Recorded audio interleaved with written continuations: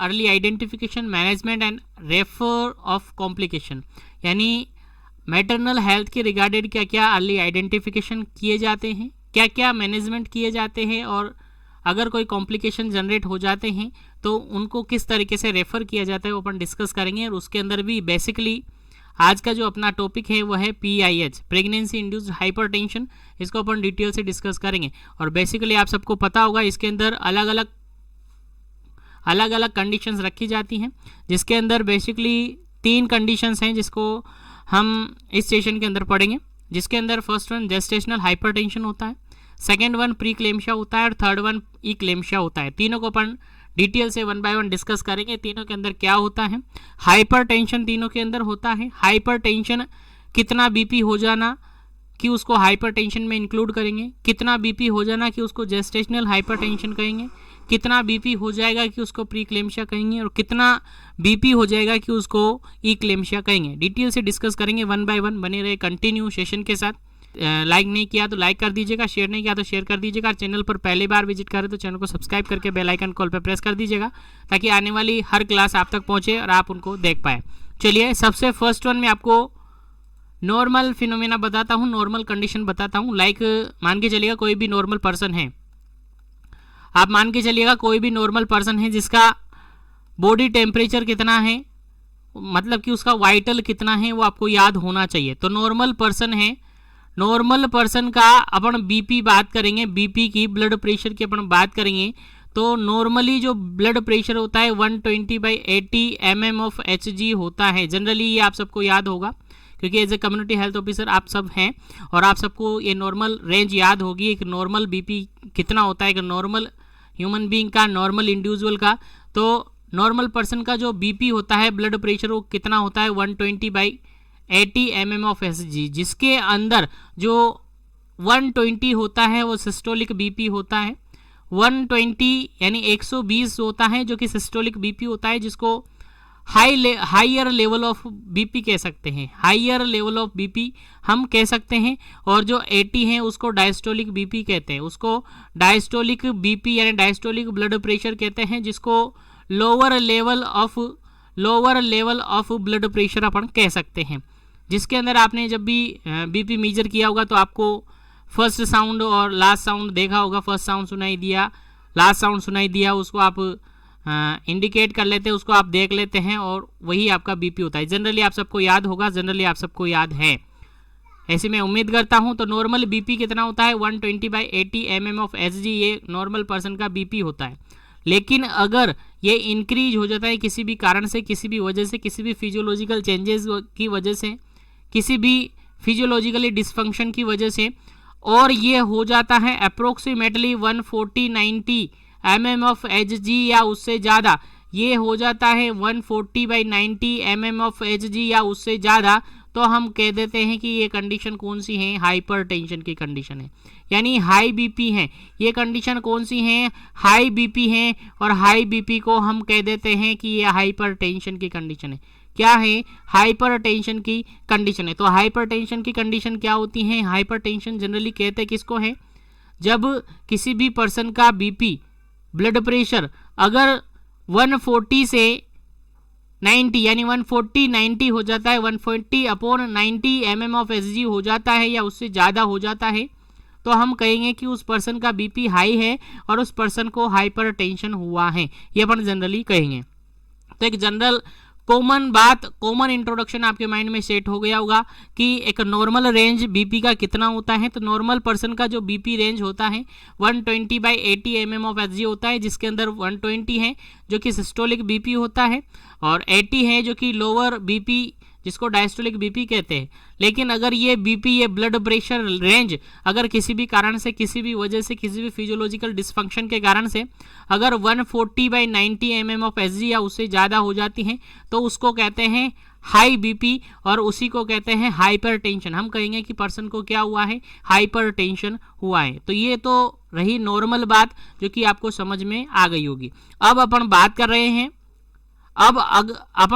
रहे हैं pregnancy induce hypertension, नाम से मीनिंग निकल रहा है प्रेगनेंसी इंड्यूस हाइपरटेंशन, यानी किसी भी लेडी के अंदर प्रेगनेंसी के कारण से अगर हाइपरटेंशन हुआ है, प्रेगनेंसी के कारण से अगर हाइपरटेंशन हुआ है, बीपी कितना 140/90 mm ऑफ Hg से ज़्यादा हो गया है या 140/90 हो गया है या उससे ज़्यादा हो गया है, किसका, किसी भी लेडी का, किस कारण से, प्रेगनेंसी के कारण से, प्रेगनेंसी कंसीव हुआ, उसके अंदर फिजियोलॉजिकल चेंजेस हुए जिसके कारण से उसका ब्लड प्रेशर कितना हो गया है 140/90 या उससे ज़्यादा हो गया है, तो हम कहेंगे कि प्रेगनेंसी इंड्यूस हाइपरटेंशन उसके अंदर हुआ है।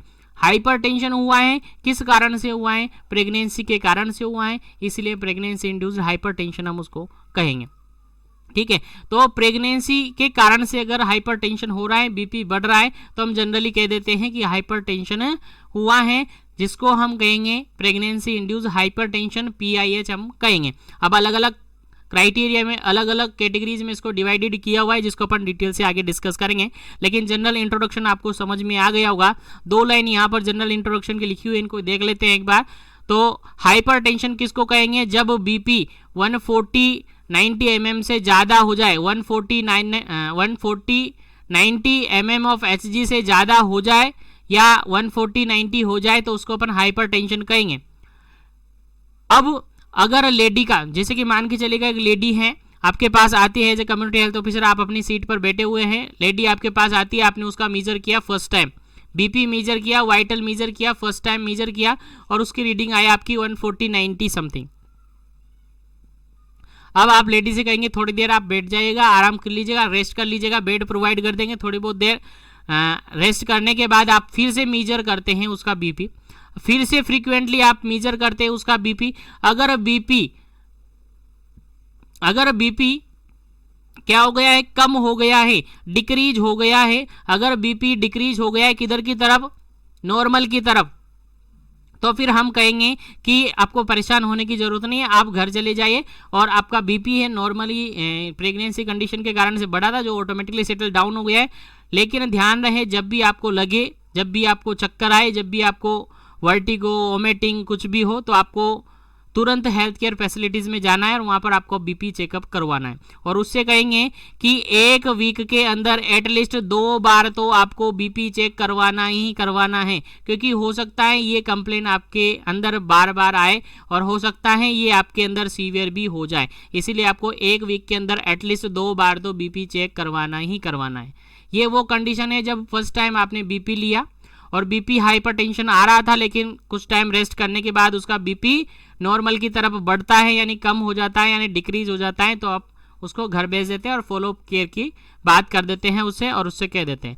लेकिन अगर बीपी कुछ इंटरवल के बाद, एटलीस्ट 6 इंटरवल के बाद, पहले तो आधे घंटे 1 घंटे का इंटरवल लेंगे, यानी हाफ आवर एंड 1 आवर का इंटरवल लेंगे, उसके बाद मीजर करेंगे। अगर चेंजेस नहीं हो रहा है, जो पहले थी वही हैं या फिर बढ़ रही हैं, तो फिर फ्रीक्वेंटली उसका बीपी लेते रहेंगे। और अगर फिर भी चेंजेस नहीं हो रहा है तो फिर उस कंडीशन में ऐसे पेशेंट को या तो रेफर कर देंगे या फिर उसके रिगार्डेड जो प्रॉपर अप्रोप्रिएट मैनेजमेंट है वो आप प्रोवाइड करेंगे, ताकि वो सेटल डाउन हो जाए और मैनेज हो जाए। और अगर आपको लगता है कि नहीं हो पा रहा है तो फिर उसको तुरंत आप रेफर कर देंगे, कहाँ पर, PSC पर या CSC पर, फर्स्ट रेफरल यूनिट पर, तो वहाँ से उसको रेफर आप कर देंगे। तो उम्मीद है यहाँ तक आपको कॉमन इंट्रोडक्शन समझ में आ गया होगा कि PIH क्या होता है, प्रेगनेंसी इंड्यूस हाइपरटेंशन क्या होता है, और अगर फ्रीक्वेंटली आपने बीपी मेजर किया, अगर चेंजेस नहीं मिल रहा है तो फिर आपको क्या करना है वो भी मैंने आपको बता दिया।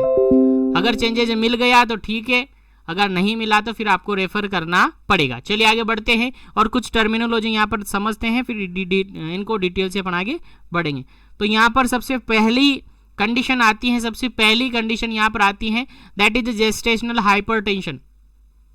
पहली कंडीशन आती है प्रेगनेंसी इंड्यूस हाइपरटेंशन के अंदर, दैट इज जेस्टेशनल हाइपरटेंशन। और जेस्टेशनल हाइपरटेंशन में सिंपल सा केवल और केवल बीपी इंक्रीजमेंट हुआ है, केवल बीपी बढ़ती है, यानी increase BP 140/90 mm of Hg after 20 week of gestation. अगर 20 वीक ऑफ जेस्टेशन के बाद, 20 वीक के बाद, प्रेगनेंसी के 20 वीक के बाद अगर बीपी 140, 90 या mm ऑफ Hg या उससे ज्यादा देखने को मिलता है तो जनरली अपन कहेंगे कि जेस्टेशनल हाइपरटेंशन है। लेकिन ध्यान रहे जेस्टेशनल हाइपरटेंशन में केवल बीपी इंक्रीज होगा और बीपी के कारण से जो भी क्लिनिकल फीचर देखने को मिलेंगे वो उसके अंदर होंगे, लाइक हेडेक वगैरह हो सकता है। जनरली जो होते हैं बीपी के रिगार्डेड जो सिम्टम्स वो यहाँ पर जनरेट हो सकते हैं। तो इंक्रीज बीपी देखने को मिलेगा अगर 20 वीक ऑफ जेस्टेशन कितना इंक्रीज 140/90 mm ऑफ Hg या उससे ज्यादा, दैट इज अपन कहेंगे कि जेस्टेशनल हाइपरटेंशन हुआ है। उम्मीद है समझ में आ गया होगा। नेक्स्ट कंडीशन अपन डिस्कस करते हैं, दैट इज प्री इक्लेम्शिया। देखिएगा नाम से मीनिंग निकल रहा है प्री और इक्लेम्शिया। प्री और इक्लेम्शिया, देखिएगा इक्लेम्शिया के पहले की कंडीशन है प्री इक्लेम्शिया। अभी आपने प्री इक्लेम्शिया पढ़ा नहीं है इसलिए समझ में नहीं आएगा, लेकिन जैसे समझ में जैसे ही पढ़ लोगे आप तो समझ में आ जाएगा। अभी मैं आपको बता दूंगा, डिफरेंशिएट भी करके बता दूंगा। तो यहाँ पर है प्री इक्लेम्शिया। नेक्स्ट कंडीशन है जेस्टेशनल हाइपरटेंशन के बाद सेकंड कंडीशन है प्री इक्लेम्शिया। इस कंडीशन में बीपी तो इंक्रीज होता ही होता है, यानी हाइपरटेंशन तो देखने को ही मिलता है। हाइपरटेंशन कितना कहा था सर? हाइपरटेंशन हमने कहा था कि 140, 90 mm ऑफ Hg या उससे ज्यादा बीपी हो जाना, दैट इज हाइपरटेंशन हो जाना। तो हाइपरटेंशन तो देखने को मिलेगा, साथ में यहां पर प्रोटीन यूरिया देखने को मिलेगा। प्रोटीन यूरिया देखने को मिलेगा। अब प्रोटीन यूरिया किस किस ग्रेड का देखने को मिल सकता है? क्या ट्रेस प्रोटीन यूरिया है, क्या 1+ प्रोटीन यूरिया है, क्या 2+ प्रोटीन यूरिया है, क्या 3+ प्रोटीन यूरिया है, क्या 4+ प्रोटीन यूरिया है, ये अपन डिटेल से आगे डिस्कस करेंगे। तो प्रोटीन यूरिया जनरली यहाँ पर देखने को मिल सकता है। अब प्रोटीन यूरिया जनरली यहाँ पर देखने को मिला है तो जनरली आप सबको पता है कि अगर प्रोटीन यूरिया है तो जनरली उसके अंदर एडिमा होगा ही होगा। क्यों होगा? क्योंकि सर प्रोटीन का लॉस हो रहा है, बॉडी से प्रोटीन लॉस हो रहा है, और बॉडी से प्रोटीन लॉस हो रहा है तो मेजर ऑफ जो प्रोटीन आप मानते हैं एल्बुमिन, तो हाइपो एल्बुमिनिया यहाँ पर होगा। एल्बुमिन जो प्रोटीन होती है हाइपो एल्बुमिनिया यहाँ पर होगा। अगर ये होगा तो यहाँ पर जो ऑस्मोटिक प्रेशर होता है, जो कोलोइडल ऑस्मोटिक प्रेशर होता है, कोलोइडल ऑस्मोटिक प्रेशर होता है वो क्या होगा? डिक्रीज होगा, जिसके कारण से जो ऑन्कोटिक प्रेशर है, जिसके कारण से जो ऑन्कोटिक प्रेशर है वो भी डिक्रीज होगा, जिसके कारण से ऑन्कोटिक प्रेशर है वो भी डिक्रीज होगा। और उसके कारण से सिंपल सा अपन कहते हैं कि अगर ऑन्कोटिक प्रेशर डिक्रीज हो रहा है दैट इज एडिमा, ऑब्वियसली होगा ही होगा। तो प्रोटीन यूरिया हो रहा है, प्रोटीन का बॉडी से लॉस हो रहा है तो 100% वहां पर एडिमा देखने को मिलेगा। तो देखेगा जेस्टेशनल हाइपरटेंशन के अंदर क्या क्लिनिकल फीचर थे, यहाँ पर क्या क्लिनिकल फीचर थे, लाइन सेम है। These feature occur after 20 week of gestation, सभी फीचर 20 वीक ऑफ जेस्टेशन के बाद ही देखने को मिलेंगे। तो देखिएगा यहाँ पर डिफरेंस बताता हूं। हमने पढ़ा जेस्टेशनल हाइपरटेंशन, और जेस्टेशनल हाइपरटेंशन में मैंने सिंपल सा इतना कहा है कि केवल हाइपरटेंशन देखने को मिलेगा और हाइपरटेंशन के रिगार्डेड, हाइपरटेंशन से एसोसिएटेड जितने भी क्लिनिकल फीचर है वो देखने को यहाँ पर मिल सकते हैं। बीपी अप्रोक्सीमेटली कितना होगा? 140, 90 mm ऑफ Hg देखने को मिलेगा। देखिएगा ये यहाँ पर अवेलेबल है, देखिएगा प्रीक्लेम्शिया में बीपी अवेलेबल है, देखिएगा समझ में आ रहा होगा। तो ये होता है। लेकिन अगर प्रोटीन यूरिया हो रहा है, लेकिन अगर एडिमा हो रहा है तो हम फिर उसको जेस्टेशनल हाइपरटेंशन नहीं कहेंगे, क्या कहेंगे? प्रीक्लेम्शिया कहेंगे। कब? जब हमें प्रोटीन यूरिया के साथ साथ एडिमा भी देखने को मिले तो हम कहेंगे कि केवल जेस्टेशनल हाइपरटेंशन नहीं है, ये प्रीक्लेम्शिया की कंडीशन हो चुकी है। तो आई थिंक आपको समझ में आ गया होगा। जेस्टेशनल हाइपरटेंशन में केवल बीपी यानी हाइपरटेंशन होता है और हाइपरटेंशन से एसोसिएटेड जो क्लिनिकल फीचर्स होते हैं वो देखने को मिल सकते हैं, यानी नोजिया, वोमिटिंग देखने को मिल सकता है या फिर हेडेक वगैरह देखने को मिल सकता है। लेकिन प्रोटीन यूरिया, एडिमा वहां पर देखने को नहीं मिलता है। अगर प्रोटीन यूरिया और एडिमा देखने को मिलता है तो हम डायरेक्टली कह देंगे कि प्रीक्लेम्शिया हुआ है। क्या कहेंगे? प्रीक्लेम्शिया हुआ है। और उसके रिगार्डेड जो भी एप्रोप्रिएट मैनेजमेंट होता है या रेफरल की कंडीशन होती है तो हम रेफर वगैरह करते हैं। आगे डिटेल से डिस्कस करेंगे इस पूरी कंडीशन को, डोंट वरी, बने रहे। अगर आपका पेपर ऑब्जेक्टिव्स हैं तब भी यहाँ से आपके एग्जाम में क्वेश्चन आते हैं। अगर आपका सब्जेक्टिव होगा तो फिर क्वेश्चन तो आना ही आना है। तो दोनों तरीके से पढ़ते रहे, और अगर अभी तक आपने अपनी नोटबुक नहीं उठाई है तो उठा लीजिएगा, क्योंकि सारा कुछ आपके लिए ही है, आपके लिए ही बेनिफिट होगा। आपको ही लिखना है, आपको ही अपने नोट्स तैयार करना है और आपको ही एग्जाम देना है। इसलिए नोटबुक और पेन आपके साथ रखें, ताकि जो भी जरूरत की चीज लगे आप उसको तुरंत मेंशन कर ले, क्योंकि हर चीज आपको पीडीएफ में अवेलेबल करवाना पॉसिबल नहीं होता है। तो कुछ चीजें एक्स्ट्रा में बताई जाती हैं, वो भी आप यहाँ पर मेंशन करते रहे। चलिए आगे बढ़ते हैं, और थर्ड कंडीशन अपन देखते हैं, दैट इज इक्लेम्शिया। अब इक्लेम्शिया अपन पढ़ेंगे, फिर उसके बाद प्री इक्लेम्शिया से अपन डिफरेंशिएट करेंगे कि प्री इक्लेम्शिया से कैसे डिफरेंशिएट इसको हम कर पाएंगे। तो उम्मीद है यहाँ तक समझ में आ गया होगा। लेकिन अभी तक वीडियो को लाइक नहीं किया तो लाइक कर दीजिए, शेयर नहीं किया तो शेयर कर दीजिए, चैनल पर पहले बार विजिट कर रहे हैं तो चैनल को सब्सक्राइब करके बेल आइकन कॉल पर प्रेस कर दीजिए, ताकि आने वाली हर क्लास, हर सेशन आप तक पहुंचे। और चैनल पर पहली बार विजिट कर रहे हैं तो चैनल को सब्सक्राइब करके बेल आइकन कॉल पर प्रेस करें। चलिए बढ़ते हैं आगे, और नेक्स्ट थर्ड कंडीशन अपन देखते हैं PIH के अंडर। थर्ड कंडीशन है दैट इज इक्लेम्शिया।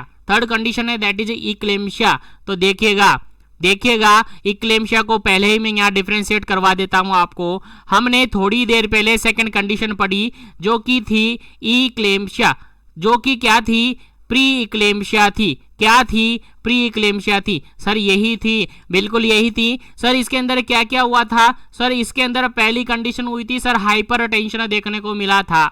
क्या देखने को मिला था? हाइपर टेंशन देखने को मिला था। दूसरी कंडीशन हुई थी सर प्रोटीन यूरिया देखने को मिला था। क्या देखने को मिला था? प्रोटीन यूरिया देखने को मिला था। थर्ड कंडीशन थी सर इडीमा देखने को मिला था। थर्ड कंडीशन थी इडीमा देखने को मिला था। यही मिला था ना? बिल्कुल यही मिला था। देखिएगा तीनों कंडीशन यहाँ पर मैच है। हाइपरटेंशन यहाँ पर हो रही है, प्रोटीन यूरिया यहाँ पर हो रहा है, इडीमा यहाँ पर हो रहा है। लेकिन एक नया और हाईलाइट कर दिया है मैंने क्लिनिकल फीचर, अगर ये यहाँ पर अवेलेबल है तो फिर वो प्री इक्लेम्शिया नहीं रहा, किसमें कन्वर्ट हो गया? इक्लेम्शिया में कन्वर्ट हो गया। तो मैंने कहा था इक्लेम्शिया के पहले की कंडीशन को प्री इक्लेम्शिया कहेंगे, यानी इक्लेम्शिया के अंदर जो क्लिनिकल फीचर है वो सारे प्री इक्लेम्शिया के अंदर होते हैं। लेकिन अगर प्री इक्लेम्शिया एडवांस हो जाता है और उसके अंदर क्या होने लग जाता है? कन्वल्जन और सीजर आने लग जाए तो वो कंडीशन कन्वर्ट हो जाती है इक्लेम्शिया के अंदर। यानी इक्लेम्शिया को जनरली अपन डिफाइन करें तो कह सकते हैं eclampsia is define as pre eclampsia associated with seizure और convulsion is known as eclampsia. तो आपको समझ में आया प्री इक्लेम्शिया इक्लेम्शिया के पहले की कंडीशन क्यों है? हाँ सर हमें आ गया, क्योंकि यहाँ पर हाइपर टेंशन होता है दोनों के अंदर, यहाँ पर प्रोटीन यूरिया होता है दोनों के अंदर, यहाँ पर इडीमा होता है दोनों के अंदर। ये दोनों क्या है? कॉमन है। दोनों क्या है? कॉमन है। तो एडवांस में क्या आया सर? सीजर और कन्वल्जन आए। अगर सीजर और कन्वल्जन है तो वो इक्लेम्शिया है, यानी प्री इक्लेम्शिया की एडवांस कंडीशन हो जाती है इक्लेम्शिया। उम्मीद है समझ में आ गया होगा। और सारे क्लिनिकल फीचर कब देखने को मिलते हैं? आफ्टर 20 वीक ऑफ गेस्टेशन देखने को मिलते हैं। उम्मीद है समझ में आ गया होगा। तो अब तीनों कंडीशन को अपन एक बार डिफाइन कर लेते हैं, डिफरेंशिएट कर लेते हैं। तीन कंडीशन अभी तक हमने पढ़ी। पहली कंडीशन है दैट इज जेस्टेशनल हाइपरटेंशन हमने पढ़ा। दूसरी कंडीशन है दैट इज प्री इक्लेम्शिया हमने पढ़ा। क्या पढ़ा? प्री इक्लेम्शिया हमने पढ़ा। तीसरी कंडीशन है इक्लेम्शिया हमने पढ़ा। पहली कंडीशन के अंदर केवल टेंशन होगी, केवल हाइपर टेंशन देखने को मिलेगा और हाइपर टेंशन से एसोसिएटेड जो भी क्लिनिकल फीचर है वो देखने को मिलेंगे, केवल बीपी यहाँ पर बढ़ेगा। दूसरी कंडीशन में बीपी बढ़ेगा यानी हाइपर टेंशन देखने को मिलेगा, उसके अलावा प्रोटीन यूरिया देखने को मिलेगा, उसके अलावा इडीमा देखने को मिलेगा। ये यहाँ पर एडवांस कंडीशन है, यानी जेस्टेशनल हाइपरटेंशन से एडवांस कौन सी कंडीशन? प्री इक्लेम्शिया। और प्री इक्लेम्शिया से एडवांस कंडीशन इक्लेम्शिया। देखिएगा हाइपरटेंशन यहाँ देखने को मिलेगा, प्रोटीन यूरिया देखने को मिलेगा, इडीमा देखने को मिलेगा, लेकिन एक एडवांस फीचर और यहाँ पर आ जाता है जो कि डेंजरस होता है, दैट इज सीजर और कन्वल्जन यहाँ पर आ जाता है। यही डिफरेंशिएशन है और यही डिफरेंस है तीनों के अंदर, इसीलिए तीनों को अलग अलग पढ़ा जाता है, तीनों को अलग अलग समझा जाता है। उम्मीद है समझ में आ गया होगा। और ये सारा कुछ कब होता है? आफ्टर 20 वीक ऑफ जेस्टेशन होता है। उम्मीद है यहाँ तक आपको समझ में आ गया होगा। अब डिटेल से 1 बाय 1 डिस्कस करते हैं, 1 बाय 1 एक के बाद एक अपन डिस्कस करेंगे। तो नेक्स्ट हेडिंग है अपनी PIH, प्रेगनेंसी इंड्यूस्ड हाइपरटेंशन, जिसके अंदर 3 कंडीशन को शामिल किया गया है। 3 कंडीशन कौन कौन सी? पहली कंडीशन है जेस्टेशनल हाइपरटेंशन, जिसके अंदर मैंने आपको बता दिया क्या क्या इन्वॉल्व है, क्या क्या है हाइपरटेंशन यहाँ पर होता है। दूसरी कंडीशन प्री एक्लेम्शिया, जिसके अंदर क्या क्या होता है? हाइपरटेंशन होता है, प्रोटीन्यूरिया होता है, इडीमा होता है। और थर्ड कंडीशन इक्लेम्शिया, जिसके अंदर हाइपरटेंशन होता है, प्रोटीन्यूरिया होता है, उसके अलावा इडिमा होता है और उसके अलावा सीजर देखने को मिलता है। यानी एडवांस में ये हैं और यहाँ पर एडवांस में ये हैं, बस इसी कारण से इनको डिफरेंशिएट किया जाता है अलग अलग। तो सबसे सीवियर कंडीशन कौन सी? सबसे सीवियर कंडीशन है इक्लेम्शिया। क्वेश्चन आ जाए कि प्रेगनेंसी इंड्यूस्ड हाइपरटेंशन में से मोस्ट डेंजरस कंडीशन कौन सी है, तो आपका आंसर जाएगा इक्लेम्शिया, आपका आंसर जाएगा इक्लेम्शिया। क्वेश्चन आ जाए, अगर ऑब्जेक्टिव क्वेश्चन पेपर दे रहे हैं, अगर क्वेश्चन आ जाए कि प्रेगनेंसी इंड्यूस्ड हाइपरटेंशन है और पेशेंट को सीजर आ रहा है, तो कौन सी कंडीशन है? क्या जेस्टेशनल हाइपरटेंशन है, क्या प्रीक्लेम्शिया है, क्या इक्लेम्शिया है? आपका आंसर चला जाएगा इक्लेम्शिया, क्योंकि सीजर यहीं पर आता है। तो मेरे यहां तक समझ में आ गया होगा। अब डिटेल से 1 बाय 1 डिस्कस इन सबको करेंगे। सबसे पहले अपन डिस्कस करेंगे प्री एक्लेम्शिया को, सबसे पहले अपन डिस्कस करेंगे प्री एक्लेम्शिया को। लेकिन स्टार्ट करने से पहले अगर अभी तक आप जीवन एजुकेशन के साथ नहीं जुड़े हैं तो जीवन एजुकेशन के साथ जुड़ जाए, और मिशन एजुकेशन ऐप अभी तक आपने डाउनलोड नहीं किया है तो अभी प्ले स्टोर पर जाइए और वहां पर टाइप करें मिशन एजुकेशन ऐप और वहां से डाउनलोड कर लीजिएगा। दूसरे तीसरे नंबर पे आपका मिशन एजुकेशन ऐप आएगा और उसके अंदर जो भी कंटेंट है उनका बेनिफिट लीजिएगा। और साथ ही वीडियो को ज़्यादा ज़्यादा शेयर कीजिएगा, ज़्यादा ज़्यादा लाइक कीजिएगा, ताकि सभी तक के क्लासेस पहुंचे, ताकि सभी को बेनिफिट हो सके। चलिए बढ़ते हैं और पहली कंडीशन और नेक्स्ट कंडीशन अपन पढ़ेंगे, that is a pre eclampsia. नाम से मीनिंग मैंने काफ़ी अच्छी तरीके से आपको समझा दिया और काफ़ी अच्छी तरीके से आपको समझ में भी आ गया क्या क्या यहाँ पर होगा।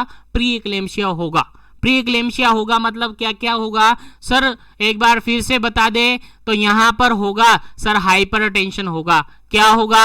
हाइपरटेंशन होगा।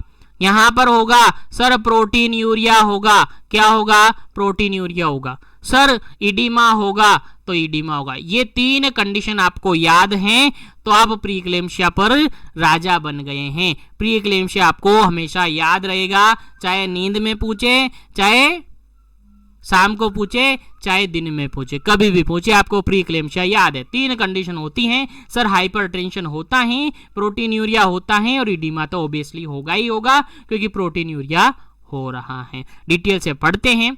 सबसे पहले डेफिनेशन क्लियर करते हैं। डेफिनेशन में सिंपल सा लिखा हुआ है, अगर ऑब्जेक्टिव पेपर है तो डेफिनेशन की जरूरत नहीं पड़ती है, केवल तीनों कंडीशन आपको याद होनी चाहिए। और अगर ऑब्जेक्टिव नहीं है, सब्जेक्टिव पेपर है, तो फिर डेफिनेशन लिखना ही पड़ेगा। अभी कंफर्म नहीं हुआ है आपका कि ऑब्जेक्टिव पेपर है या सब्जेक्टिव है, लेकिन हालांकि काफ़ी प्रोसेस हो चुकी है और ऑलमोस्ट 1-2 दिन के अंदर आपका फैसला भी आ जाएगा। चलिए बढ़ते हैं और इसके अंदर देखते हैं डेफिनेशन। देखिएगा इसके अंदर लिखा हुआ है साफ साफ, it is a multi system disorder. क्या है? मल्टी सिस्टम डिसऑर्डर है। अननोन इटियोलॉजी, जिसका इटियोलॉजी क्या है? अननोन है। Characterise by rise BP, characterise by यानी इसके अंदर क्लिनिकल फीचर होते हैं राइज बीपी, बीपी बढ़ जाती हैं। कितनी बढ़ जाती हैं? 140-90 mm ऑफ एचजी या उससे ज्यादा हो जाती हैं। विद प्रोटीन्यूरिया, प्रोटीन्यूरिया देखने को मिलता है और इडिमा देखने को मिलता है। इडिमा में भी स्पेशली पैथोलॉजिकल इडिमा देखने को मिलता है। तो सिंपल से कह सकते हैं कि प्रीक्लेम्सिया एक मल्टी सिस्टम डिसऑर्डर है जिसका एटियोलॉजी अननोन है और उसके जो कैरेक्टरिस्टिक्स है यानी क्लिनिकल फीचर हैं जो प्रेजेंट होते हैं वो होता है हाइपरटेंशन, उसके साथ प्रोटीनूरिया और उसके साथ इडिमा। अगर ये तीनों कंडीशन एक साथ हैं तो हम कहेंगे कि लेडी को, हम कहेंगे कि पेशेंट को क्या हुआ है, प्रीक्लेम्सिया हुआ है। चलिए एक लाइन और लिखिए, इसको और पढ़ते हैं। It is cold hypertension with proteinuria, यानी इसको हाइपरटेंशन विद प्रोटीनूरिया भी अपन जनरली कहते हैं। आई थिंक समझ में आ गया होगा। आगे बढ़ते हैं और इसका इंसिडेंस अपन देखते हैं। क्या देखते हैं? इंसिडेंस। इसका इंसिडेंस कितना है, कितना परसेंटेज केस इसका देखने को मिल सकते हैं वर्ल्ड के अंदर, इंडिया के अंदर। तो जनरली जितनी भी प्रेगनेंसी केस होते हैं उनमें से 5 से 15%, 5 to 15% केसेस में प्रीक्लेम्सिया देखने को मिलता है। प्रीक्लेम्सिया यानी हाइपरटेंशन, प्रोटीनूरिया और इडिमा देखने को मिलता है, याद रखिएगा। अगर प्राइमरी ग्रेविडा है तो 10% देखने को मिलता है, मल्टी ग्रेविडा है तो 5% देखने को मिलता है। ये केवल इंसिडेंस हैं जो कि जनरली पॉइंट ऑफ व्यू से आपको याद रखना है। बाकी यहाँ से क्वेश्चन अगर ऑब्जेक्टिव पेपर आपका है तो क्वेश्चन आपसे ज्यादा नहीं पूछा जाएगा, और सब्जेक्टिव है तो फिर आपको लिखना पड़ेगा। तो वो आपके ऊपर डिपेंड है, आपका क्या ऑर्डर आता है उस पर डिपेंड है, ठीक है। तो बाकी फिर भी आप याद रखें, जैसे ही आपका ऑर्डर आ जाता है आपको वही टॉपिक्स पढ़ाए जाएंगे, वही टॉपिक्स कवर करवाए जाएंगे, वही मैटर अवेलेबल करवाया जाएगा जो डायरेक्टली आपको एग्जाम में देखने को मिलेगा। क्योंकि सब्जेक्टिव और ऑब्जेक्टिव का क्वेश्चन थोड़ा से चेंजेस हो सकते हैं, आपका मैटर थोड़ा चेंजेस करना पड़ेगा, लेकिन थोड़ा सस्पेंस रखिएगा, ऑर्डर आने दीजिएगा, 1-2 दिन के अंदर आपका ऑर्डर फाइनली आ जाएगा। चलिए आगे बढ़ते हैं और इंसिडेंस के बाद अपन डिस्कस करते हैं प्रोटीनूरिया। मैंने कहा था प्रोटीनूरिया ग्रेड के अकॉर्डिंग अलग अलग हो सकता है। ट्रेस प्रोटीनूरिया हो सकता है, +1 प्रोटीनूरिया हो सकता है, +2 हो सकता है, +3 हो सकता है, +4 प्रोटीनूरिया हो सकता है। चलिए इनका क्या क्या मतलब है वो अपन समझते हैं। सबसे पहले तो प्रोटीनूरिया का मीनिंग आप समझे। प्रोटीनूरिया नाम से मीनिंग निकल रहा है, प्रोटीन यूरिया, यूरिन तो कह सकते हैं कि यूरिन, यूरिन तो कह सकते हैं, यूरिया तो कह सकते हैं यूरिन, और प्रोटीन यानी यूरिन के अंदर प्रोटीन का प्रेजेंस होना, यूरिन के अंदर प्रोटीन अवेलेबल होना, दैट इज हम कहेंगे प्रोटीनूरिया। लिखा हुआ है एक लाइन में सिंपल सा, presence of protein in urine, urine के अंदर प्रोटीन का प्रेजेंट होना, दैट इज कहेंगे प्रोटीनूरिया। यानी जनरली अपन कह सकते हैं कि यूरिन के साथ प्रोटीन का लॉस होना क्या होता है, प्रोटीनूरिया होता है। अब कैसे कैसे ग्रेड के अकॉर्डिंग ये हो सकते हैं देखिएगा। अगर प्रोटीनूरिया ट्रेस प्रोटीनूरिया है, अगर ट्रेस प्रोटीनूरिया है तो मीनिंग समझने की कोशिश कीजिएगा। अगर ट्रेस प्रोटीनूरिया है तो हम मेजरमेंट कर रहे हैं, यूरिन को लिया हमने 1 लीटर के अंदर, यूरिन को लिया हमने 1 लीटर के अंदर और उसके अंदर मेजर किया प्रोटीन, तो उसके अंदर देखने को मिलेगा ओनली 0.1 ग्राम प्रोटीन। अगर 0.1 ग्राम प्रोटीन प्रेजेंट है 1 लीटर ऑफ यूरिन के अंदर तो हम कहेंगे ट्रेस टाइप का प्रोटीनूरिया है। यानी प्रोटीन का अमाउंट कितना है, केवल 0.1 ग्राम है 1 लीटर यूरिन के अंदर। यानी जनरली अपन कह सकते हैं अगर ट्रेस प्रोटीनूरिया है तो जो यूरिन है 1 लीटर यूरिन के अंदर कितना लॉस हो रहा है प्रोटीन का, 0.1 ग्राम प्रोटीन लॉस हो रहा है। अगर प्रोटीनूरिया है 1+ प्रोटीनूरिया है, अगर प्रोटीनूरिया 1+ है तो हम कहेंगे कि 1 लीटर यूरिन के अंदर कितना ग्राम प्रोटीन अवेलेबल है, 0.3 ग्राम प्रोटीन अवेलेबल है। यानी 1 लीटर यूरिन में कितना लॉस हो रहा है प्रोटीन का, 0.3 ग्राम प्रोटीन लॉस हो रहा है। अगर प्रोटीनूरिया 2+ में है, अगर प्रोटीनूरिया 2+ में है तो हम कहेंगे कि 1 लीटर यूरिन के अंदर 1 ग्राम प्रोटीन अवेलेबल है, यानी 1 ग्राम प्रोटीन का लॉस हो रहा है थ्रू द यूरिन। अगर प्रोटीनूरिया है 3+ में तो हम कहेंगे 1 लीटर यूरिन में कितना ग्राम प्रोटीन प्रेजेंट है, 3 ग्राम प्रोटीन प्रेजेंट है और इतना लॉस हो रहा है, यानी 3 ग्राम प्रोटीन लॉस हो रहा है 1 लीटर यूरिन के थ्रू।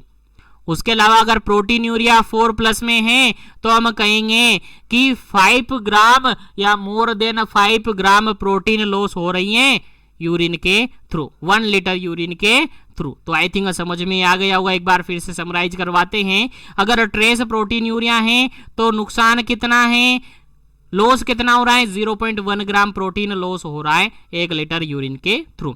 उसके अलावा अगर प्रोटीनूरिया 1+ में है तो 0.3 ग्राम प्रोटीन लॉस हो रही है 1 लीटर यूरिन के साथ। अगर प्रोटीनूरिया 2+ में है तो हम कहेंगे कि 2 ग्राम प्रोटीन लॉस हो रही है 1 लीटर यूरिन के थ्रू।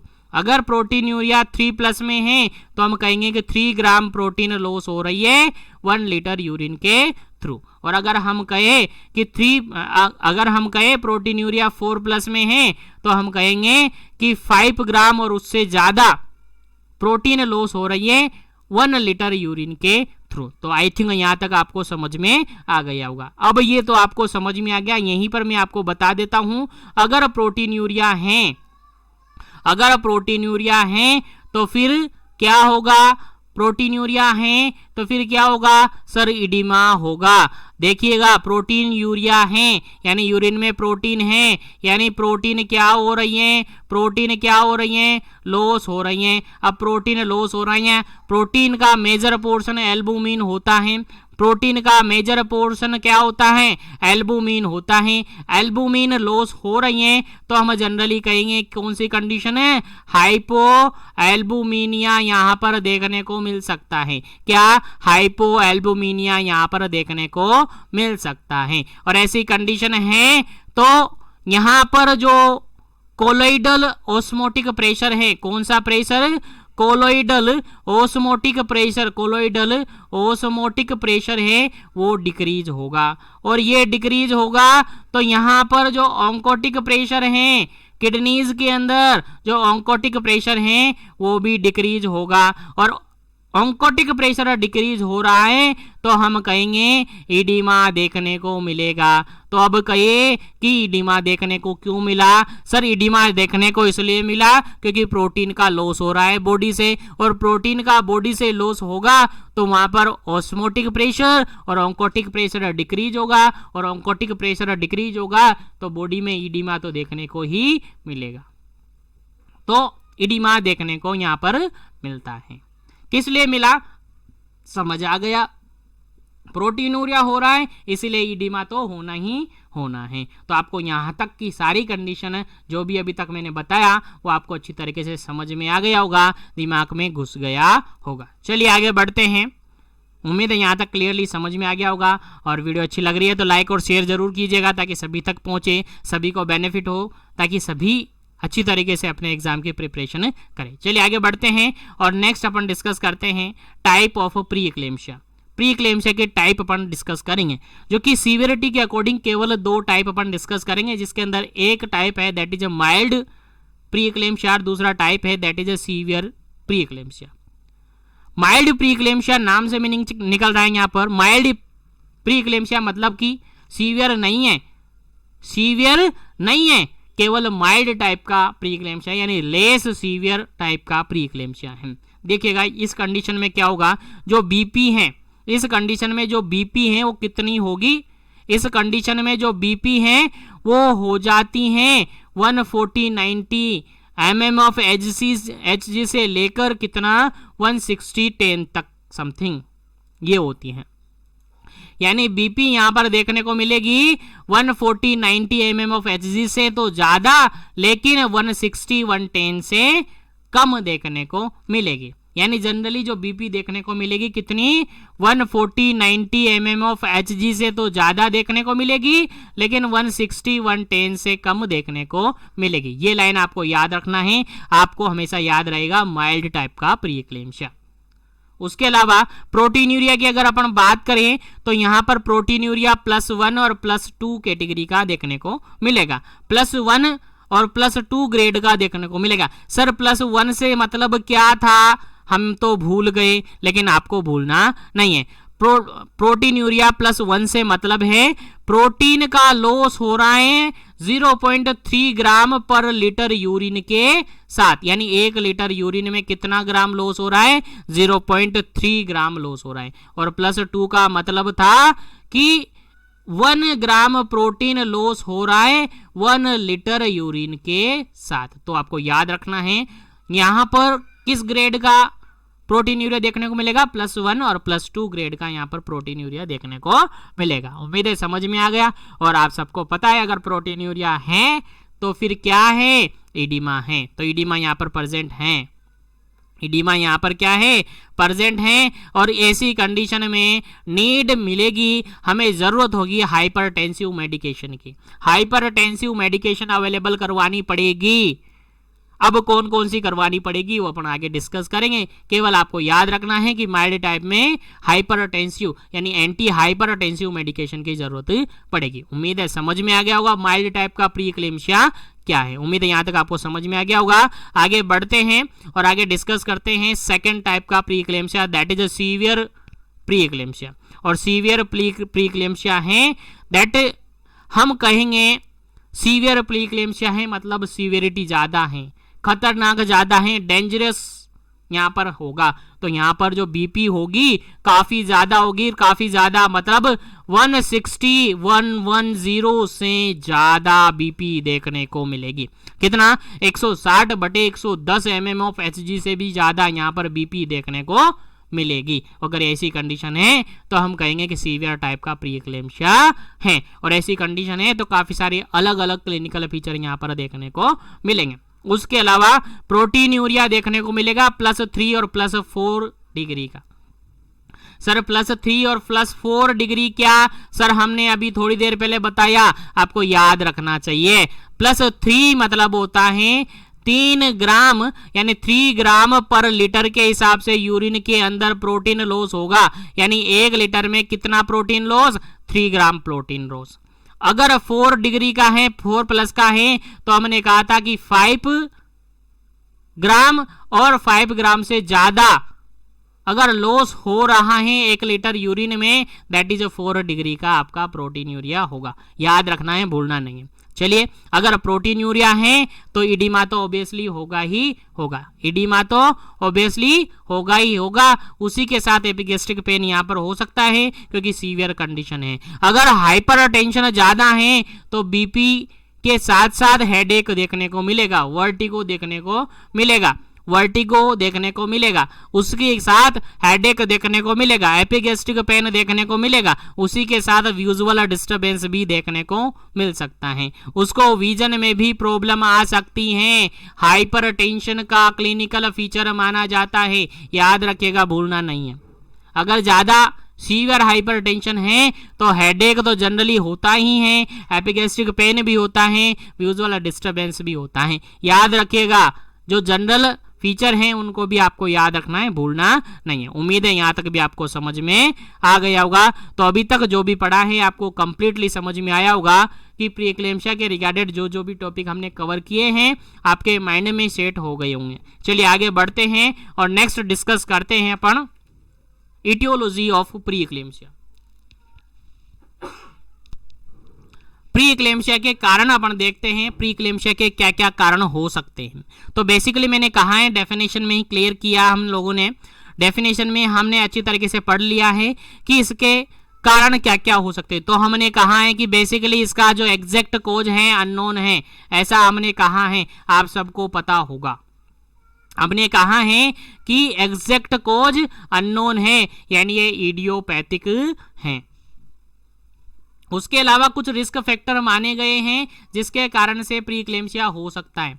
कुछ रिस्क फैक्टर माने गए हैं जिसके कारण से प्री एक्लेम्शिया हो सकता है, जो कि केवल नाम अपन डिस्कस करेंगे, बाकी ज्यादा डिटेल से आपके सिलेबस के अंदर नहीं है। तो सबसे पहला रिस्क फैक्टर है दैट इज वैसोस्पाज्म, यानी जो भी ब्लड वेसल्स हैं उनके अंदर कॉन्स्ट्रिक्शन आ जाता है, स्पाज्म हो जाता है तो बीपी बढ़ जाता है। क्या हो जाता है? बीपी बढ़ जाता है। इतना सा आप याद रखें, वैसोस्पाज्म भी एक कारण है प्री एक्लेम्शिया का। उसके अलावा एंडोथीलियल डिस्फंक्शन के कारण से भी प्री एक्लेम्शिया हो सकता है, जिसके कारण से एबनॉर्मल मेटाबॉलिज्म होगा, एंडोथीलियल डिस्फंक्शन होगा। तो अब एबनॉर्मल मेटाबॉलिज्म होगा, इस्चीमिया वगैरह की कंडीशन यहाँ पर देखने को मिलेगी, और एक्सेसिव फ्री रेडिकल्स यहाँ पर फॉर्मेशन हो सकते हैं, जिसके कारण से प्री एक्लेम्शिया की कंडीशन हो सकती है। उसके अलावा एबनॉर्मल प्लेसेंटेशन हो सकता है, प्लेसेंटा का नॉर्मल इम्प्लांटेशन नहीं होकर एबनॉर्मल इम्प्लांटेशन हो रहा है, तो भी प्री एक्लेम्शिया की कंडीशन देखने को मिल सकती है। इसके अलावा ओबेसिटी के कारण से भी प्री एक्लेम्शिया देखने को मिल सकती है, ओबेसिटी के कारण से भी प्री एक्लेम्शिया देखने को मिल सकती है। उसके अलावा वेट गेन अगर हो रहा है तो उसके कारण से भी हो सकती हैं। उसके अलावा अगर प्रीवियसली हिस्ट्री है, अगर प्रीवियसली लेडी के अंदर हिस्ट्री है प्री एक्लेम्शिया से रिगार्डेड, हाइपरटेंशन से रिगार्डेड, तो उसके अंदर भी हो सकता है। अगर लेडी को पहले से ही हाइपरटेंशन है तो प्रेगनेंसी के कंडीशन में उसको हाइपरटेंशन देखने को मिल सकता है। तो ये सारे नॉर्मली रिस्क फैक्टर माने जाते हैं, बाकी इसका एग्जैक्ट कोज अननोन है। इतना सा आप याद रखें और इतना सा सफिशिएंट है अगर आप थ्योरेटिकल एग्जाम देने वाले हैं। बाकी प्रैक्टिकल एग्जाम देने वाले हैं यानी ऑब्जेक्टिव पेपर देने वाले हैं, तो इन सब में से क्वेश्चन आपसे पूछा ही नहीं जाएगा। अगर पूछा जाएगा तो रिस्क फैक्टर आपसे पूछा जाएगा, जिनमें से इन तीनों में से ही आपको ऑप्शन देखने को मिलेगा, वैसोस्पाज्म, एंडोथीलियल डिस्फंक्शन या एबनॉर्मल प्लेसेंटल या एबनॉर्मल प्लेसेंटेशन देखने को मिलेगा। तो उम्मीद है प्री एक्लेम्शिया के ये रिस्क फैक्टर आपको समझ में आ गए होंगे। चलिए आगे बढ़ते हैं और नेक्स्ट अपन डिस्कस करते हैं इसका मैनेजमेंट।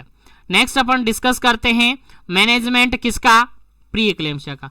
प्री एक्लेम्शिया का मैनेजमेंट कैसे कैसे करेंगे, प्री एक्लेम्शिया का मैनेजमेंट कैसे कैसे करेंगे, तो अपन थोड़ा सा डिटेल से नहीं जाएंगे क्योंकि ज़्यादा सिलेबस में आपके हैं नहीं, और ऑब्जेक्टिव पेपर हैं तो फिर ज़्यादा डिटेल आपसे पूछी भी नहीं जाएगी, लेकिन अभी तक आपको कंफर्म नहीं हुआ है, इसलिए थोड़ा सा अपन डिटेल से भी पढ़ेंगे क्योंकि आपको याद रखना पड़ेगा अगर एग्जाम में आ जाता है तो। चलिए बढ़ते हैं। सबसे पहले प्री एक्लेम्शिया का मैनेजमेंट अपन करेंगे, उसके अंदर सबसे पहले आपको याद रखना है प्री एक्लेम्शिया के मैनेजमेंट के अंदर रेस्ट प्रोवाइड करेंगे। जो भी लेडी है उसको प्रॉपर रेस्ट प्रोवाइड करेंगे, क्योंकि अगर लेडी प्रॉपरली रेस्ट प्रोवाइड करेगी, प्रॉपरली रेस्ट लेगी तो उसके अंदर जो रीनल फ्लो है वो प्रॉपर होगा, और रीनल फ्लो प्रॉपर होगा तो यूरिन आउटपुट क्या होगा, इंक्रीज होगा। यूरिन आउटपुट इंक्रीज होगा तो बीपी क्या होगी, डिक्रीज होगी, और बीपी डिक्रीज होगी तो हाइपर टेंशन में रिलीफ मिलेगी कि नहीं मिलेगी, हाइपर टेंशन में रिलीफ मिलेगी नहीं मिलेगी, हाँ सर हाइपर टेंशन कम होगा, इसलिए रेस्ट की जरूरत पड़ती है, याद रखिएगा। दूसरी बात, दूसरा मैनेजमेंट अपन करेंगे डाइट से रिगार्डेड। दूसरा मैनेजमेंट हम करेंगे डाइट से रिगार्डेड। सर डाइट में क्या देंगे, सर लेडी को प्रोटीन यूरिया हो रहा है तो हाई प्रोटीन डाइट अपन देंगे। क्या देंगे, हाई प्रोटीन डाइट अपन देंगे, क्योंकि सर लेडी को प्रोटीन यूरिया हो रहा है, प्रोटीन लॉस हो रहा है, और प्रोटीन लॉस हो रहा है तो इडिमा उसको हो रहा है, इसलिए हाई प्रोटीन डाइट वहां पर देंगे। कितना देंगे, समथिंग 100 ग्राम पर डे के अकॉर्डिंग उसकी डाइट में अपन ऐड कर देंगे। याद रखिएगा एग्जाम में पूछा हुआ है, कि प्री एक्लेम्शिया की कोई लेडी है, प्री एक्लेम्शिया अगर उसको हुआ है तो कौन सी डाइट आप देंगे, याद रखिएगा हाई प्रोटीन डाइट आप देंगे, याद रखिएगा भूलना नहीं है, हाई प्रोटीन डाइट आप देंगे। उसके अलावा क्या करेंगे, उसके अलावा नेक्स्ट मैनेजमेंट करेंगे डायूरेटिक्स प्रोवाइड करेंगे। क्या देंगे, डायूरेटिक्स प्रोवाइड करेंगे। तो जनरली आप सबको पता होगा, जो भी नोटबुक साथ में नहीं रखे हैं नोटबुक उठा लीजिएगा, और जो मैं मेंशन कर रहा हूं उनको मेंशन कर लीजिएगा। अगर ऑब्जेक्टिव पेपर देने वाले हैं तब भी क्वेश्चन आएगा, सब्जेक्टिव देने वाले हैं तब भी क्वेश्चन आएगा, इसलिए नोट कर लीजिएगा। चलिए नेक्स्ट मैनेजमेंट अपन करेंगे। नेक्स्ट मैनेजमेंट में क्या प्रोवाइड करेंगे, डायूरेटिक्स प्रोवाइड करेंगे। सर जनरली नॉर्मल प्रेगनेंसी में डायूरेटिक्स क्या होते हैं, कॉन्ट्रा इंडिकेटेड होते हैं, आपको याद होगा। डायूरेटिक्स कॉन्ट्राइंडिकेटेड माने जाते हैं। कोई भी प्रकार का, किसी भी प्रकार का डायूरेटिक्स नहीं दिया जाता है प्रेगनेंसी कंडीशन में। नॉर्मल कंडीशन की बात कर रहा हूं। नॉर्मल कंडीशन में किसी भी टाइप का कोई भी डायूरेटिक्स अवेलेबल नहीं करवाया जाता है, किसी भी टाइप का कोई डायूरेटिक्स प्रोवाइड नहीं किया जाता है नॉर्मल प्रेगनेंसी के अंदर। क्यों? क्योंकि ये प्लेसेंटल जो बैरियर है उसको क्रॉस कर जाते हैं और क्रॉस करने के बाद आगे जाकर कॉम्प्लिकेशन जनरेट कर सकते हैं, इसीलिए डायूरेटिक्स नहीं दिए जाते। लेकिन अगर कंडीशन कौन सी आ गई है, प्रीक्लेम्शिया की कंडीशन आ गई है और ज़रूरत है कि नहीं हमें देना ही पड़ेगा, तो फिर ऐसी कंडीशन में हम प्रीक्लेम्शिया की कंडीशन में हम डायूरेटिक्स के रूप में लेसिक्स देते हैं। क्या देते हैं? लेसिक्स देते हैं या फिर प्रूसेमाइड देते हैं। याद रखिएगा, क्वेश्चन पूछा जा सकता है आपके एग्जाम में, तो लेसिक्स और प्रूसेमाइड आप दे सकते हैं। लेकिन ध्यान रहे नॉर्मल प्रेगनेंसी में आपको नहीं देना है, नॉर्मल प्रेगनेंसी में आपको नहीं देना है, याद रखिएगा इतना सा। तो डायूरेटिक्स से आप मैनेजमेंट कर देंगे। उसके अलावा डायूरेटिक्स से आप कहेंगे कि सर डायूरेटिक्स से मैनेजमेंट कैसे होगा, तो अभी बताया मैंने, अगर डायूरेटिक्स होगा, डायूरेटिक्स आप देंगे तो यूरिन आउटपुट क्या होगा? बढ़ेगा। यूरिन आउटपुट क्या होगा? बढ़ेगा। और यूरिन आउटपुट इंक्रीज होगा तो बीपी लो होगा, बीपी डिक्रीज होगा, यानी हाइपरटेंशन से रिलीफ मिलेगा कि नहीं मिलेगा? हाँ सर, बिल्कुल मिलेगा। तो डायूरेटिक्स आप प्रोवाइड करेंगे। उसके अलावा क्या प्रोवाइड करेंगे? तो उसके अलावा आप प्रोवाइड करेंगे एंटी हाइपरटेंसिव मेडिकेशन प्रोवाइड कर सकते हैं। एंटी हाइपरटेंसिव मेडिकेशन यानी ऐसी मेडिकेशन जो कि बीपी को कम करने का काम करती हैं, जो कि बीपी को कम करने का काम करती हैं, जिसके अंदर बेसिकली 2 ही मेडिकेशन आपको याद रखनी है, ज्यादा याद रखने की जरूरत नहीं है। एक मेडिकेशन आती है जिसको लेबेटालोल कहते हैं, लेबेटालोल, ये मेडिकेशन आपको यहां पर देनी है। उसके अलावा मिथाइल डोपा आप दे सकते हैं। क्या दे सकते हैं? मिथाइल डोपा आप दे सकते हैं। तो बेसिकली ये 2 ही मेडिकेशन आपको याद रखनी है, ज्यादा आप याद नहीं रखे, परेशान होने की जरूरत नहीं है। अगर फर्स्ट प्रायोरिटी की अपन बात करें तो फर्स्ट प्रायोरिटी में आप केवल लेबेटालोल ही दे दो। क्या दे दो? लेबेटालोल ही दे दो। ड्रग ऑफ चॉइस मानी जाती है प्रीक्लेम्शिया की कंडीशन में लेबेटालोल को, याद रखिए। तो क्या कौन सी मेडिकेशन देंगे? एंटी हाइपरटेंसिव मेडिकेशन में लेबेटालोल और मिथाइल डोपा आप देंगे, जिसके अंदर फर्स्ट चॉइस में आप मानेंगे लेबेटालोल को फर्स्ट प्रायोरिटी में, ठीक है। उसके अलावा एक पॉइंट और मैं यहां पर मेंशन करवा देता हूं, अगर ऑब्जेक्टिव पेपर आप देने वाले हैं तो यहां से आपसे क्वेश्चन किया जा सकता है, यहां से आपसे क्वेश्चन किया जा सकता है कि अगर कोई लेडी आपके पास आती है, अगर कोई लेडी आपके पास आती है और उसको प्री एक्लेम्शिया है, उसको प्री एक्लेम्शिया है और उसको एंटी हाइपरटेंसिव मेडिकेशन देनी है, एंटी हाइपरटेंसिव मेडिकेशन देनी है, तो कौन सी ऐसी एंटी हाइपरटेंसिव मेडिकेशन होती हैं जिसको आप कॉन्ट्राइंडिकेटेड मानते हैं? जिसको आप कॉन्ट्राइंडिकेटेड मानते हैं तो आपका आंसर जाएगा सर ECE इनहिबिटर।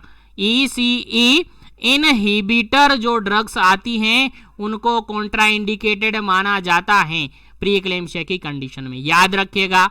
अगर ऑब्जेक्टिव पेपर देने वाले हैं तो यहां से क्वेश्चन आपसे पूछा जा सकता है। अगर लेडी है, प्री एक्लेम्शिया है और उसको एंटी हाइपरटेंसिव मेडिकेशन आप दे रहे हो तो कौन सी मेडिकेशन आप नहीं दोगे, कौन सी मेडिकेशन वहां पर कॉन्ट्राइंडिकेटेड मानी जाती हैं? तो ACE इनहिबिटर जितनी भी मेडिकेशंस होती हैं वो कॉन्ट्राइंडिकेटेड मानी जाती हैं।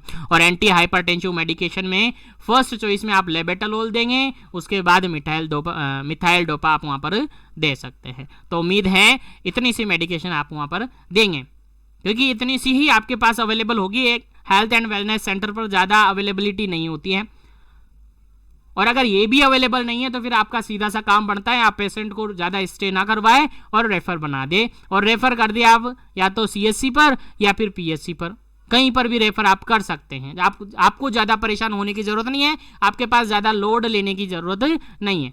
अगर आपके पास अवेलेबल है, आपसे मैनेज हो सकता है केस तो करना, अगर नहीं करना तो फिर आपको रेफर कर देना है, क्योंकि इतना ही आपको करना है, ज़्यादा वर्कलोड आपको नहीं लेना है। चलिए आगे बढ़ते हैं। नेक्स्ट मैनेजमेंट अपन करेंगे that is anti convulsive medication. Sir हम एंटी कन्वल्सिव मेडिकेशन क्यों देंगे? प्री एक्लेम्शिया में हमने पढ़ा, समझने की कोशिश कीजिएगा। प्री एक्लेम्शिया में हमने पढ़ा कि सर यहाँ पर तो हाइपरटेंशन होता है, यहाँ पर तो प्रोटीन यूरिया होता है, यहाँ पर तो इडिमा होता है, फिर एंटी कन्वल्सिव मेडिकेशन क्यों देंगे? तो आप याद रखिएगा यहाँ पर एंटी कन्वल्सिव मेडिकेशन केवल प्रोफाइलेटिक यूज के लिए दी जाती हैं। किस लिए? प्रोफाइलेटिक यूज के लिए दी जाती हैं। अगर सीवियर प्री इक्लेम्शिया है, अगर सीवियर प्री इक्लेम्शिया की कंडीशन है तो हम एंटी कन्वल्सिव मेडिकेशन देते हैं। क्यों देते हैं? सीवियर प्री इक्लेम्शिया क्या होता है? 160 110 mm ऑफ SGBP हो जाए, दैट इज सीवियर प्री इक्लेम्शिया। अगर सीवियर प्री इक्लेम्शिया है तो ऐसी कंडीशन में प्रोफाइलेटिक यूज के लिए हम एंटी कन्वल्सिव मेडिकेशन देते हैं। वो इसलिए देते हैं ताकि प्री इक्लेम्शिया कन्वर्ट ना हो जाए इक्लेम्शिया की कंडीशन में, ताकि सीजर ना आ जाए गलती से भी। तो एंटी कन्वल्सिव मेडिकेशन केवल प्रोफाइलेटिक यूज के लिए देते हैं, जिसके अंदर ड्रग ऑफ चॉइस मानी जाती हैं। याद रखिएगा मैग्नीशियम सल्फेट, एग्जाम में पूछा जा सकता है, याद रखिएगा। तो मैग्नीशियम सल्फेट यहां पर आप दे सकते हैं, याद रखिएगा, भूलना नहीं है। तो ये बेसिकली मैनेजमेंट हुआ। अब यहीं पर आपको एक इंपॉर्टेंट क्वेश्चन और मैं बता देता हूं। अगर आप एंटी कन्वल्सिव मेडिकेशन देते हैं, अगर आप एंटी कन्वल्सिव मेडिकेशन देते हैं और मैंने बताया आपको कि एंटी कन्वल्सिव मेडिकेशन में क्या देना है, आपको क्या देना है आपको, तो मैंने कहा है कि मैग्नीशियम सल्फेट देना है। क्या देना है? मैग्नीशियम सल्फेट देना है। तो इसकी टॉक्सिसिटी भी हो सकती है, मैग्नीशियम सल्फेट की टॉक्सिसिटी भी हो सकती है। तो आपसे क्वेश्चन पूछा जा सकता है, अगर मैग्नीशियम सल्फेट का ओवरडोज हो जाता है, अगर इसकी टॉक्सिसिटी हो जाती है, तो इसके रिगार्डेड एंटीडोट आप क्या देंगे? इसके रिगार्डेड एंटीडोट आप क्या देंगे? तो आपको याद रखना है, क्या देंगे? कैल्शियम ग्लूकानेट देंगे। क्या देंगे? कैल्शियम ग्लूकानेट आप देंगे। क्या देंगे? कैल्शियम ग्लूकानेट आप देंगे। याद रखिएगा, अगर मैग्नीशियम सल्फेट का टॉक्सिसिटी हो जाता है, ओवरडोज हो जाता है, तो उसका एंटीडोट आपके पास अवेलेबल होना चाहिए, ताकि एंटीडोट देकर आप लेडी को बचा सके। तो कैल्शियम ग्लूकानेट देंगे। इंपॉर्टेंट क्वेश्चन है आपके एग्जाम्स के रिगार्डेड, याद रखिएगा, काफी सारे कॉम्पिटिटिव एग्जाम्स में ये पूछा हुआ है, याद रखिएगा, भूलना नहीं है। चलिए, उम्मीद है यहां तक आपको कंप्लीटली समझ में आ गया होगा। अब जो मैनेजमेंट हमने प्रोवाइड किया है, अगर वो आपको याद नहीं रहता है तो एक ट्रिक वाइज हम इसको समझते हैं। ट्रिक से हम समझते हैं कि प्री इक्लेम्शिया का मैनेजमेंट आप कैसे करेंगे। तो सिंपल सा है, एक छोटी सी ट्रिक है। ट्रिक केवल इतनी सी है, पीस। ट्रिक केवल इतनी सी है, PEACE, पीस। इतनी इसके हर वर्ड से एक मैनेजमेंट निकल कर आता है, इसके हर वर्ड से एक मैनेजमेंट निकल कर आता है। ट्रिक है पीस, PEACE, पीस। इसके हर वर्ड से एक मैनेजमेंट निकल कर आता है। देखिएगा, पीस के अंदर सबसे पहला वर्ड है दैट इज अ पी, और पी फॉर प्रोवाइड रेस्ट। याद रखिएगा, पी फॉर प्रोवाइड रेस्ट, याद रखिएगा, भूलना नहीं है, पी फॉर प्रोवाइड रेस्ट, इतना सा आप याद रखिएगा। उसके बाद पीस के अंदर सेकंड वर्ड है दैट इज ई। ई मतलब है एंश्योर हाई प्रोटीन डाइट। आपको कौन सी डाइट देनी है? हाई प्रोटीन डाइट देनी है। क्यों देनी है? क्यों देनी है? क्योंकि सर प्रोटीन यूरिया हो रहा है, प्रोटीन का लॉस हो रहा है, इसलिए हाई प्रोटीन डाइट देनी है। उसके अलावा पीस के अंदर थर्ड वर्ड है that is A for anti hypertensive medication. A for anti hypertensive medication. Piece के अंदर फोर्थ वर्ड है that is C. Fourth word है दैट इज सी, और सी मतलब है कन्वल्सिव मेडिकेशन, यानी एंटी कन्वल्सिव मेडिकेशन आपको देनी है, जिसके अंदर प्रोफाइलेटिक यूज के लिए देते हैं कौन सी? मैग्नीशियम सल्फेट, केवल प्रोफाइलेटिक यूज के लिए देते हैं, क्योंकि प्रीक्लेम्शिया में सीजर्स नहीं होते हैं, लेकिन फिर भी दिया जाता है ताकि एक प्रोफाइलेटिक यूज उसका हो सके। नेक्स्ट है पीस के अंदर लास्ट वर्ड है दैट इज ई। ई मतलब होता है ensure and evaluate the physical parameter. Ensure करना है और हमें चेकआउट करना है कि पेशेंट के फिजिकली जो पैरामीटर हैं वो नॉर्मल हैं या नहीं है। अगर नॉर्मल नहीं है तो उनको प्रॉपर केयर प्रोवाइड की जाती है। तो उम्मीद है इस ट्रिक से आपको याद रहा होगा कि क्या क्या केयर हमें प्रोवाइड करनी है, क्या क्या ट्रीटमेंट फैसिलिटीज हमें पेशेंट को देना है। तो उम्मीद है यहां तक आपको कंप्लीटली समझ में आ गया होगा। अब लास्टली एक छोटा सा टॉपिक अपन पढ़ते हैं, उसके बाद इस सेशन को फिनिश करेंगे, क्योंकि ऑलमोस्ट प्री एक्लेम्शिया के रिगार्डेड ऑल ओवर पॉइंट आपको समझ में आ गए होंगे। चलिए अब देखिएगा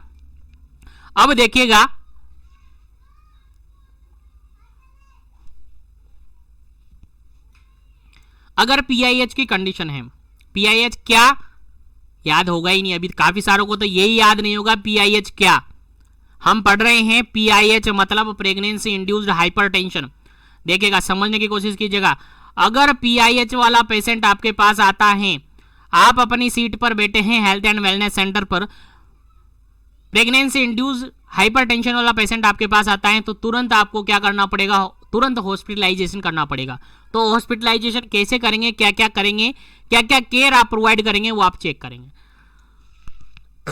वो आपको आना चाहिए, प्रैक्टिकली और थ्योरेटिकली आपको समझ में आना चाहिए। देखिएगा, मैं एक फ्लो चार्ट में आपको समझाने की कोशिश करूंगा और समझने की पूरी कोशिश कीजिएगा, और अपनी नोटबुक में भी आप साथ में मेंशन करके रखिएगा, क्योंकि ये सारा पीडीएफ के अंदर अवेलेबल नहीं है। चलिए, तो पीआईएच का कंडीशन में है तो आपको इमीडिएट क्या करना होगा, इमीडिएट आपको क्या करना होगा, हॉस्पिटलाइजेशन करना होगा। तो इमीडिएटली आपको हॉस्पिटलाइजेशन करना होगा। हॉस्पिटलाइजेशन आपको क्या करना होगा, हॉस्पिटलाइजेशन करना होगा। किसका, पेशेंट का।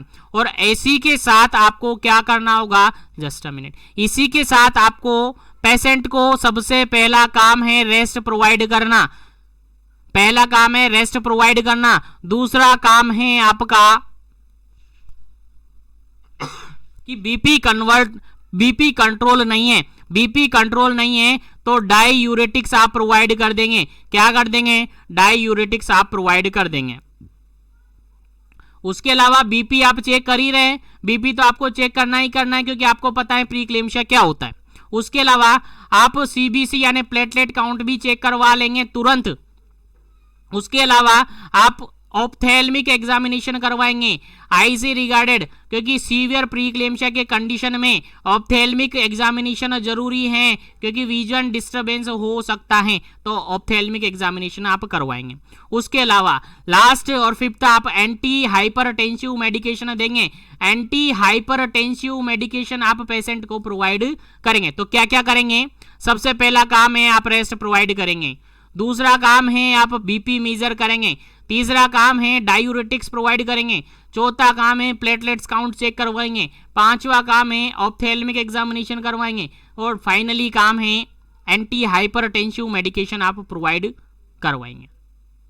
ठीक है, तो ये सारे काम आप करवाएंगे। उसी के साथ फाइनली जो लास्ट वाला ऑप्शन है उसको हम और आगे जाकर फर्दर डिवाइडेड करेंगे, उसको और आगे जाकर हम फर्दर डिवाइडेड करेंगे, जिसके अंदर आप बीपी कंट्रोल करेंगे। सबसे पहला काम है बीपी को कंट्रोल करना। अगर बीपी कंट्रोल नहीं हो रही है तो बीपी को कंट्रोल आप करवाएंगे। क्या करवाएंगे, बीपी को कंट्रोल करवाएंगे। कैसे करवाएंगे देखिएगा, याद रखिएगा। अगर बीपी कंट्रोल है तो ठीक है, अगर बीपी कंट्रोल नहीं है तो फिर दो कंडीशन आप असेस करेंगे। अगर बीपी कंट्रोल नहीं है फिर दो कंडीशन आप असेस करेंगे। पहली कंडीशन आप असेस करेंगे कि प्रेगनेंसी कैसी है। अगर टर्म कंडीशन है, प्रेगनेंसी अगर टर्म कंडीशन पर है तो फिर प्रेगनेंसी को क्या करेंगे, टर्मिनेट करवा देंगे। क्या करवा देंगे, टर्मिनेट करवा देंगे। अभी टर्मिनेट कैसे करवाएंगे, टर्मिनेट दोनों तरीके से आप करवा सकते हैं। प्रेगनेंसी को टर्मिनेट करवाने के लिए आप इंडक्शन ऑफ लेबर भी करवा सकते हैं या फिर सी सेक्शन भी आप करवा सकते हैं। याद रखिएगा, बीपी कंट्रोल नहीं हो रहा है, अगर प्रेगनेंसी टर्म कंडीशन है तो फिर प्रेगनेंसी को टर्मिनेट करवाएंगे। टर्मिनेट कैसे करवाएंगे? इंडक्शन ऑफ लेबर करवा के, या फिर सी सेक्शन भी आप यहां पर करवा सकते हैं। अगर यहां पर बीपी कंट्रोल नहीं है तो ऐसी कंडीशन में अगर प्रेगनेंसी को आपने असिस्ट किया, प्री टर्म प्रेगनेंसी है, तो फिर प्रेगनेंसी को आप कंटिन्यू कर सकते हैं, लेकिन उसके लिए पेशेंट को रेफर करना होगा आपको हायर हेल्थ केयर फैसिलिटीज पर, ताकि उसको मैनेज किया जा सके, ताकि उसकी बीपी को चेक किया जा सके, और अगर पॉसिबल नहीं है तो फिर टर्मिनेट करना पड़ता है। तो ये कंडीशन हुई।